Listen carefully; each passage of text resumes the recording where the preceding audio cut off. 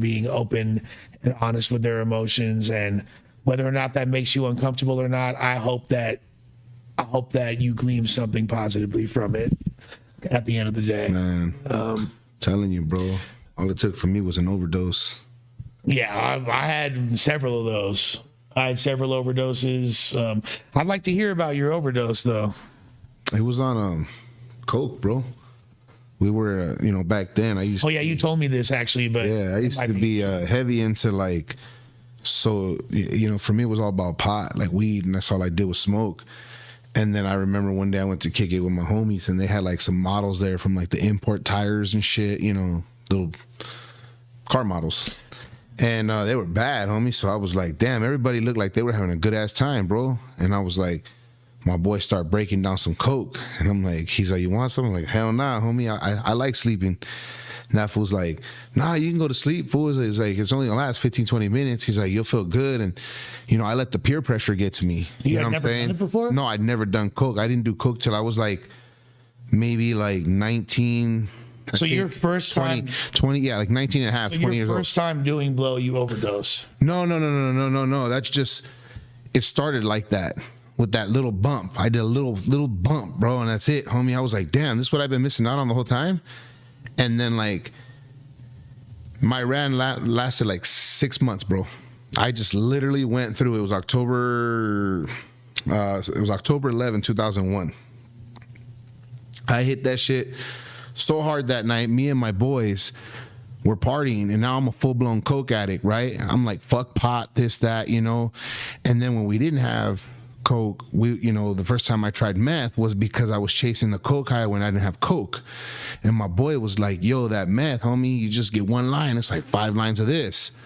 And I'm like, for reals? He's like, yeah. So I'm like, man, I hit that shit, and I'm like, okay, and then we're up for a whole fucking 30 couple hours. And I'm like, bro, I can't sleep on this. You just see a light turn on and off, and you realize, oh shit, that wasn't a light. That was the sun going up and down. My boy, it was crazy. Yeah. How much shit happens at night when most people are asleep, bro. I was amazed. We went like from Palmdale to the Santa Monica Pier and back. Anyways, that night, we're watching like fucking Scarface in my room, bro. We're young and dumb, and we had a nice amount of coke, and I spelled my name out on the table, dog. And I was like, fuck it, I'm gonna hit this one. And I hit it all. I tried to clear one nostril, bro. And when that shit hit my nostril, I didn't even get like halfway done with my name spelled out. We're just doing some dumbass shit. 4:30 in the morning. We used to do the names, bro. I tried to go hard. I stopped. My homeboy looks at me, and he did his shit. And I finished the rest of that shit, and then all of a sudden I'm sitting there, bro, and like my boy's like, hey, fool, do you have any weed left? And I'm like, bro, we don't got no weed, homie. We're fucked. And he's like, we need something to cut this shit. This shit was hard, like good. And I'm sitting there, and I was like, all of a sudden I'm feeling my jaw cranking left and right. I start feeling my chest tight. I'm breathing super fucking like light but fast. And then my ears just boom start ringing. My fucking eyes start flashing, and then I just had a fucking crazy pain go from my fingers like up to my arm. Oh, you're having a heart attack. Right, bro. I'm telling you how much fucking coke I did, right? And I'm sitting there, I start feeling my arm go numb, and then it's going back, and I'm like flashy. So, I don't know why the fuck I've always seen people with heroin, they say throw them in cold showers. So my dumb ass went and jumped in a cold shower on coke. And that shit, like, it was crazy because I jumped in the shower, and I think the cold air got me to catch my breath, and I was like, ugh, you know what I mean? And then the minute I turned the fucking shower off thinking I was good, the shit just started playing with me again, bro, and I start fucking whatever, and I just remember blacking out, dog. Shower freezing cold? Bro, it was just cold water, homie, and I just remember blacking out, bro, and my 2 homeboys that were there, these fuckers picked me up and took me to the hospital, and they dropped me off in the front, took my wallet and shit and everything from me, left me as a John Doe. My boy's like, yo, this fool OD'd on coke. Lady's like, how do you know? You know what I'm saying? And then he's all scared. He's gone, bro. So I remember I woke up the next morning, dog, in the hospital, and I open my eyes, and I hear the lady, the nurse, she didn't know I spoke Spanish, and she tells the other nurse, hey, he's awake. She's like, well, they want to talk to him. She's like, who? She's like, well, yeah. And she's like, ask him if he wants some food or something. But I had looked to the side and seen my bag of clothes right there, And so she was like, hey, would you like something to eat? I'm like, hell yeah, I'll take something to eat, you know? And she's like, Buy okay. you some time. So she went out, I grabbed my clothes, I put my shit on, I walk out. And when I walk out, $10, Isaiah Jackson. I'm still holding up mental health wise. These jobs kill That's me right. physically and mentally. Just want to stay afloat to make sure my fam is good. Much love to you, Isaiah. Much you love. A real one, Playboy. Back to the lecture at hand. So when I walk out, you know, I start walking out. The lady didn't even recognize I had that fucking IV tube in me. I pulled that shit out, bro. I get to the bottom of the hospital. I'm walking out to the lobby and I see two cops walking in with a folder, just like, you know, talking, shooting the shit with each other. And I'm like, fuck, I wonder if those are the ones that were coming to ask me something. So I'm in my neighborhood. I start walking around.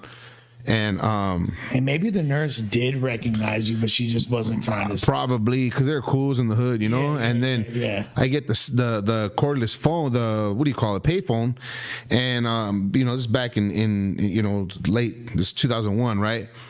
So I grab a payphone and I push the 0 and I call my homeboy's cell phone, and I'm like, where the fuck you at? And then I hang up, right? So it says, say your name, and I'm like, I'm on the corner of such and such. I'm going to start walking home, you know, it says tell your name. So I start walking and shit. Yeah, I know it's not cordless, bro. It's a payphone. But anyways, I was walking home and my boy comes and swoops me up, dog. And he's like, here's your wallet, Holmes.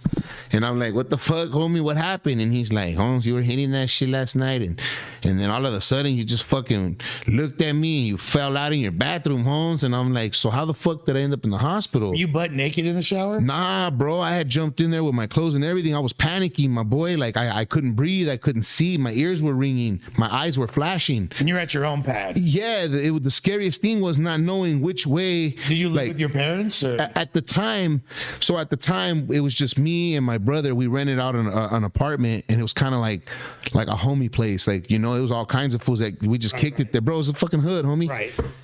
You know what I'm saying? So when he picks me up, you know, he tells me what's happening. He's like, bro, you're a heavy motherfucker. This guy's like 5'8", bro, 150, 160 pounds. How he got me to his fucking car, bro? But you weren't like big like you are now. Bro, I've always been this big, but I've just been I put on some pounds now, but not back then. I was the same weight I am now.